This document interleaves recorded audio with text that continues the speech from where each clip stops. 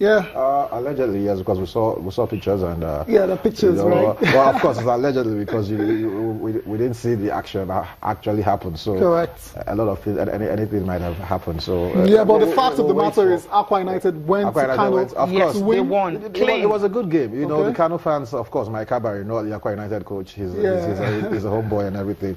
So I think they were very, very pleased. Pleased in the sense that in relation to the fact that they were not hostile to the Aqua United team and everything. So it ended actually well. And it's not the first time Caterpillars are losing at home recently. Remember last season, they also, after how many years of not losing at home. So I think the fans already have that feeling of, okay, we're not that invincible, not like El Kanemi.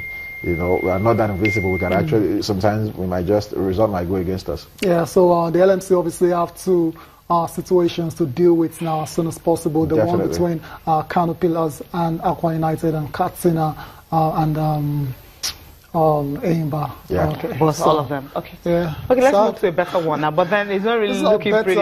Is it better? Okay, the Rangers. What's happening to Rangers? Yeah. I mean, listening to the manager of the club, it's really talking about Amechi.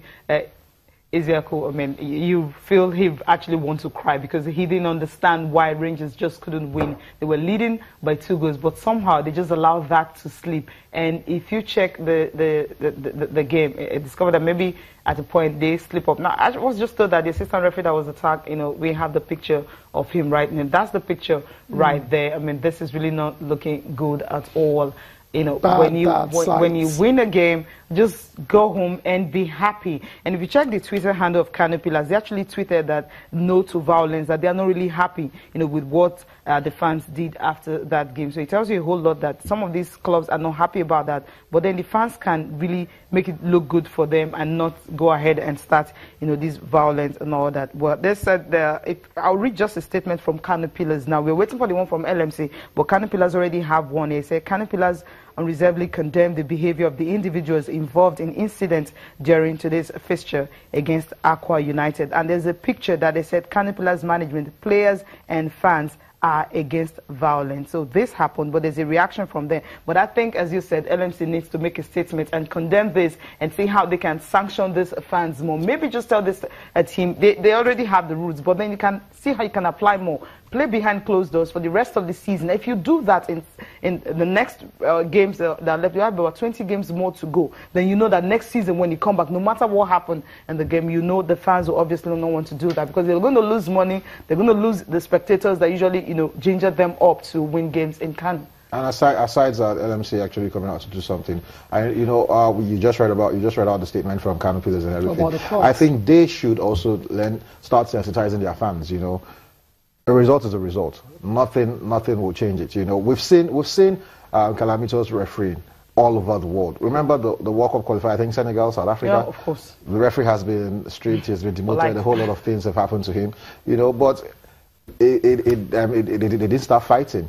You know, so we need to learn how to, you know, accept results. And because at the end of the day, it's still a game of football. Yes, you know, it's just a game. You know, because these players are friends. I understand the emotions and everything, you know, during the game and everything, but immediately it's over. After the 90 minutes, forget about it. It's over. Leave it. They say, you know, bring everything, put it out there, leave it all on the pitch.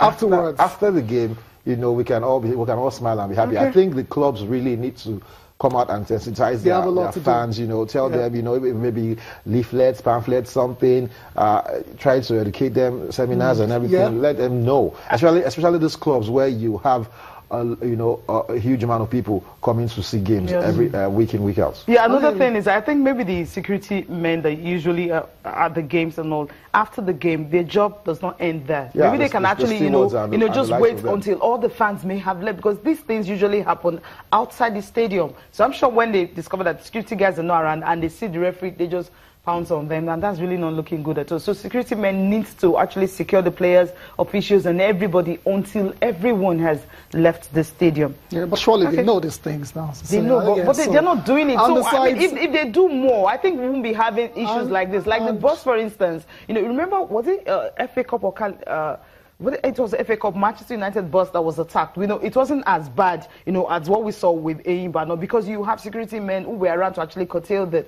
That's why it did not degenerate. But then when they have that free hands to operate, they can do whatever they want to without nobody even telling them to stop, or even they're not afraid of anything because they know the men are not there. Now we'll move to the Rangers game now, man. That's the one we need to talk about now. Enough of the violence and everything that's happening. Rangers, the results will change. Rangers couldn't win at home, but you're thinking they can go away from home and actually get, It's turning out to be a nightmare of a season for Rangers Football Club. Just how many months after they were on such high, winning the league after how many years, qualifying for the Continental Football, the Champions League. They went out of that one. Then they dropped into the Confederations Cup. Yes, unfortunately for them, they got a very tough draw. Zesco? Zesco. They could have got tougher draws. Zesco United is not a small team. Trust me. They're not. They are a very big team in Zambia, and they're one of the Zambia Nigerian football. They know their way around the continent. So I actually saw that as a very tricky fixture, and it's sad. Rangers took the lead, took a 2-goal lead, and just maybe somewhere along the line they just forgot about they removed their eye from the focus, and it actually cost them, because right now 2 goals away by Zesco United. But it's not over yet. It's not over. But with the way Rangers have been playing, though, I mean, they're not. Yes, they don't look like anything. I'll still take it back to the Champions League. If I remember when Porto went to Old Trafford, beat United and played a 2-2 draw with United, and Porto hadn't actually lost at home in a long while, and United went there and won 1-0. So it's actually possible, Rangers need to, go out there, first of all, defend properly, defend resolutely, and try and hit these guys on the counter. It might just work out. Okay. A 1-0 result is all they need. They need a win. Okay, they need a win. Okay. You know what? We'll listen to the reaction from the Zesco coach now, reacting the game. Then after that, before we listen to the one of the Rangers manager,